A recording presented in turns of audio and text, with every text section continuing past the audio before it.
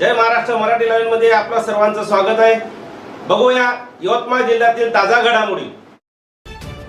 नियमांचे उल्लंघन करणाऱ्या नागरिकांकडून लाखो रुपयांचा दंड वसूल।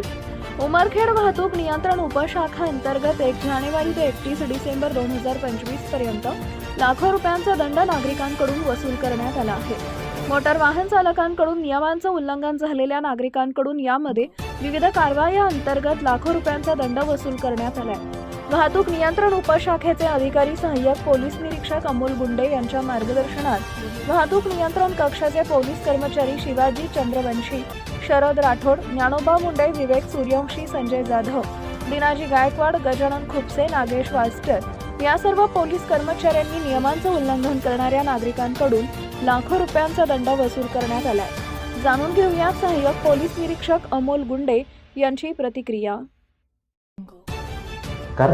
मी अमोल गुंडे, प्रभारी अधिकारी उमरखेड वाहतूक उपशाखा। मागील 2025 हे आता वर्ष संपत आलेलं आहे। तर या वर्षामध्ये जवळपास आपण मोटार वाहन कायद्याच्या 21,000 केसेस केलेल्या आहेत आणि त्यामध्ये जवळपास आपण 90 लाख रुपये एवढा दंड वसूल केलेला आहे आणि ते वेळोवेळी आपण शासनाच्या याच्यामध्ये आपण भरत असतो। त्याचप्रमाणे आपण जे लोक दारू पिऊन वाहन चालवतात अशा लोकांच्या जवळपास आपण 230 प्लस केसेस केलेले आहेत आणि त्यामध्ये आपण कोर्टामध्ये चार्जशीट पाठवलेली आहे, पोलीस स्टेशनला गुन्हा दाखल करून। त्याचबरोबर जे अवैध प्रवासी वाहतूक होते तर त्यामध्ये आपण जवळपास 450 प्लस केसेस करून आपण कोर्टामध्ये त्यांचं ई चालनच्या मार्फतीने आपण खटले दाखल करण्यात आलेले आहेत। तर त्या केसेस ह्या न्यायप्रविष्ट आहेत आणि काही केसेस ह्या लोक अदालत मार्फतीने निकाली निघालेले आहेत। तरी येणाऱ्या काळामध्ये आपण HSRP जे आपलं नेमप्लेट आहे तर याचं सर्व नागरिकांना पालन करावं।